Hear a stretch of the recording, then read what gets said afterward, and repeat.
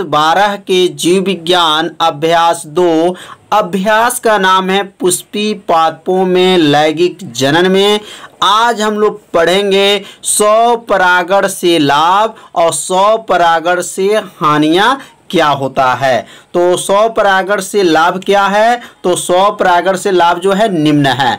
निम्न मतलब क्रमशः 1-2 करके आपको बताया जाएगा और इसे अपनी कॉपी में नोट करते चलिएगा। तो पहला जो है लाभ, पुष्पों में 100 परागण का होना निश्चित होता है, जिसके कारण पौधों का वंश चलता रहता है। तो पौधों में जो हमारे पुष्प होते हैं उस पुष्प में 100 परागण होना निश्चित होता है, जिसके कारण पौधों का जो वंश है वह क्या रहता है, चलता रहता है। इसलिए 100 परागण से क्या है, लाभ है। तो पहला लाभ आप सभी विद्यार्थियों को समझ में आ गया होगा।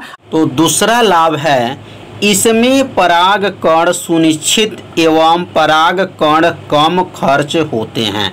अर्थात इसमें जो परागकण होते हैं वह सुनिश्चित होते हैं और परागकण जो होते हैं वह कम खर्च होते हैं। और तीसरा जो है इससे लाभ, 100 परागित पुष्पों का परागकण क्रिया के लिए दूसरे पुष्पों पर निर्भर नहीं रहना पड़ता है। मतलब 100 परागित मतलब 100 परागण जब पुष्प में परागण जो क्रिया होता है वो दूसरे पुष्पों पर निर्भर नहीं रहता है। तीसरा जो है लाभ है। और चौथा जो लाभ है, 100 परागित पुष्पों को रंग, सुगंध तथा मधु उत्पन्न करने की आवश्यकता नहीं पड़ती है। 100 परागित जो पुष्प होते हैं उसमें रंग, सुगंध और मधु उत्पन्न करने की आवश्यकता नहीं पड़ती है। यह चौथा जो है लाभ है। पांचवा लाभ है, इसमें पौधों का ज़्यादा परागण बनाने की ज़रूरत नहीं पड़ती है। जो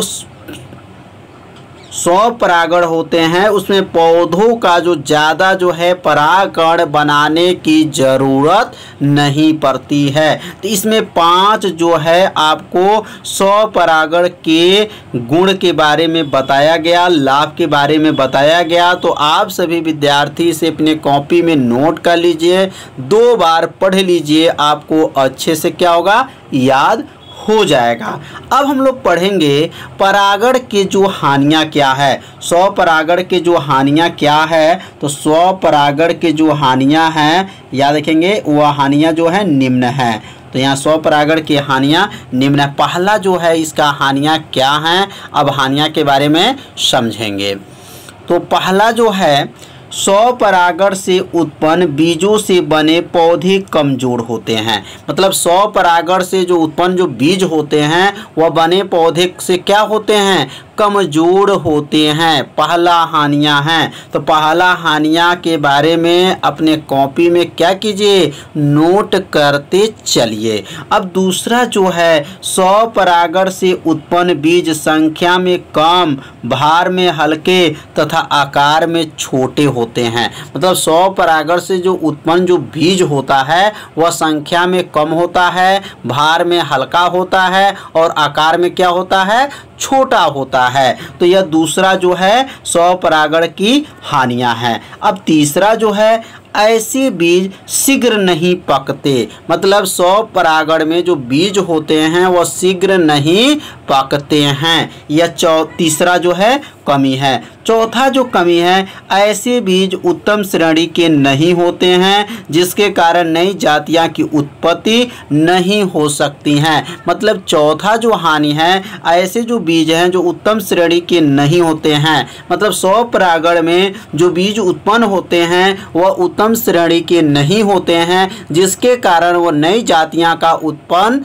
नहीं कर सकती हैं। तो यह 4 जो है 100 परागण से क्या है, हानियां हैं। तो इस हानियां को आप सभी विद्यार्थी अपने कॉपी में नोट कर लीजिए, 2 बार पढ़ लीजिए, आपको यह जो है हानियां आपको अच्छे से याद हो जाएगा। अब हम लोग पढ़ेंगे पर परागण क्या है। अब तो इसके पहले हम लोग क्या पढ़े थे, 100 परागण। अब हम लोग पढ़ेंगे पर परागण क्या है। तो पर परागण की परिभाषा समझेंगे। जब एक पुष्प के परागकण उसी जात के किसी दूसरे पुष्प के वर्तिकार्ग पर पहुंचने की क्रिया को पर परागण कहते हैं। कितना आसान है। जब एक पुष्प के जो परागकण होते हैं उसी जाति के मतलब उसी पौधे के दूसरे पुष्प के वर्तिकार्ग पर जब पहुंचता है तो इस क्रिया को पर परागण कहते हैं। कितना आसान परिभाषा है। तो इस परिभाषा को आप सभी नोट कर लीजिए और इसे 2 बार पढ़िए। परिभाषा निश्चित है क्या होगा, याद हो जाएगा। तो जब एक पुष्प के जो परागकण उसी जात के किसी दूसरे पुष्प के वर्तिकार्ग पर पहुंचते हैं इस क्रिया को पर परागण कहते हैं। और पर परागण की क्रिया कितने प्रकार के होते हैं, तो पर परागण की क्रिया जो होते हैं वो 3 प्रकार के हो सकती हैं। पहला का नाम है वायु परागण, दूसरा का नाम है जल परागण और तीसरा का नाम है जंतु परागण। अब हम लोग पढ़ेंगे वायु परागण क्या होता है। अगर वायु परागण की परिभाषा आपको याद हो जाएगा तो समझिए जल परागण और जंतु परागण भी आपको याद हो जाएगा। बस थोड़ा सा सेंटेंस में बदलना है, परिभाषा आप सभी विद्यार्थी बना लेंगे। तो वायु परागण के बारे में पहले समझेंगे कि वायु परागण क्या होता है। जब वायु के द्वारा मतलब हवा के द्वारा परागकण परागकोश से निकलकर कहाँ पर वर्तिकार्ग पर पहुँचते हैं तो इस क्रिया को वायु परागण कहते हैं। कितना आसान है। जब वायु के द्वारा मतलब हवा के द्वारा जो परागकण होते हैं वह परागकोश से निकल करके कहाँ पे पहुँचते हैं, वर्तिकार्ग पर पहुँचते हैं तो इस क्रिया को वायु परागण कहते हैं। जैसे मक्का गेहूं ज्वार, यह जो है मक्का गेहूं ज्वार में क्या होता है तो वायु परागण द्वारा इसमें क्रिया होता है। तो वायु परागण में उदाहरण जो है अपने कॉपी में जरूर नोट कीजिए और इसे आप लोग 2 बार परिभाषा को पढ़िए, आपको परिभाषा क्या होगा, याद हो जाएगा। अब देखिए नाम से ही परिभाषा है। वायु परागण मतलब वायु द्वारा, जल परागण मतलब जल द्वारा। कितना आसान है। जंतु परागण मतलब जंतु द्वारा। ऐसे परिभाषा को बना सकते हैं। तो अब हम लोग पढ़ेंगे जल परागण। तो जल परागण क्या है। जब जल के द्वारा बताए हैं भी, जल परागण है तो जल के द्वारा, तो वायु परागण है तो वायु के द्वारा। तो जब जल के द्वारा परागकण परागकोश से निकल करके कहाँ पे पहुँचते हैं, वर्तिकार्ग पर पहुँचते हैं तो इस प्रक्रिया को जल परागण कहते हैं। तो जल परागण की कितना आसान परिभाषा है कि जब जल के द्वारा परागकण परागकोश से निकल करके वर्तिकार्ग पर पहुंचते हैं तो इस प्रक्रिया को जल परागण कहते हैं।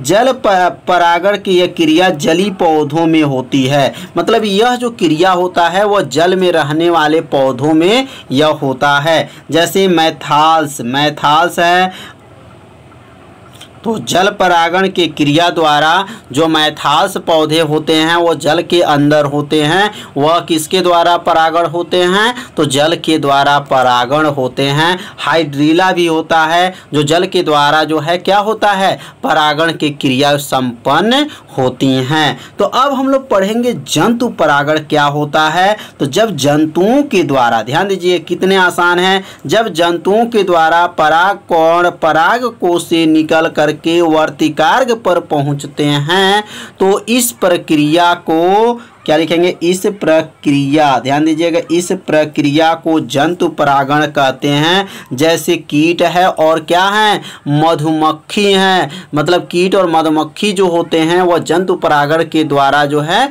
यह संपन्न क्रिया होता है। तो जब जंतुओं के द्वारा परागकण परागकोश से निकल करके वर्तिकार्ग पर पहुंचते हैं तो इस प्रक्रिया को क्या कहेंगे, जंतु परागण कहते हैं। जैसे कीट है, मधुमक्खी है, मतलब कीट मधुमक्खी के द्वारा जो है जंतु परागण की क्रिया जो है संपन्न हो जाता है। तो विशेष लिखेंगे सबसे अधिक परागकण करने वाला कीट क्या है, तो सबसे अधिक जो परागकण करने वाला जो कीट है वह मधुमक्खी होता है। यह जो कंपटीशन में कई साल की परीक्षा में आ चुका है। आगे चल के आप सभी विद्यार्थी जब कंपटीशन में बैठेंगे तो यह विशेष जो बातें को बताया जाएगा वो आप सभी नोट करते चलेंगे, जिससे आपको क्या होगा कि कंपटीशन जो क्या हो जाएगा, आसान हो जाएगा। तो सबसे सबसे अधिक जो परागकण करने वाला जो कीट होता है वो क्या है, मधुमक्खी होता है। तो मधुमक्खी के द्वारा भी क्या होता है, परागण की क्रिया संपन्न होता है। इसी को क्या कहा जाता है, जंतु परागण कहा जाता है। अब हम लोग पढ़ेंगे कृत्रिम परागण क्या होता है। कृत्रिम परागण की परिभाषा समझेंगे। तो जब मनुष्य के द्वारा मतलब मानव के द्वारा परागण की क्रिया को कराया जाता है तो उसे कृत्रिम परागण कहते हैं। कितना आसान है, जब मनुष्य के द्वारा जो परागण की क्रिया को कराया जाता है तो उसे क्या कहेंगे, कृत्रिम परागण कहते हैं। ऐसा तब करते हैं जब हम एक पौधों का संकरण किसी दूसरे पौधों के साथ कराते हैं। मतलब यह जो कृत्रिम परागण कब किया जाता है, जब हम एक पौधों का संकरण किसी दूसरे पौधों के साथ क्या करते हैं, संकरण कराते हैं।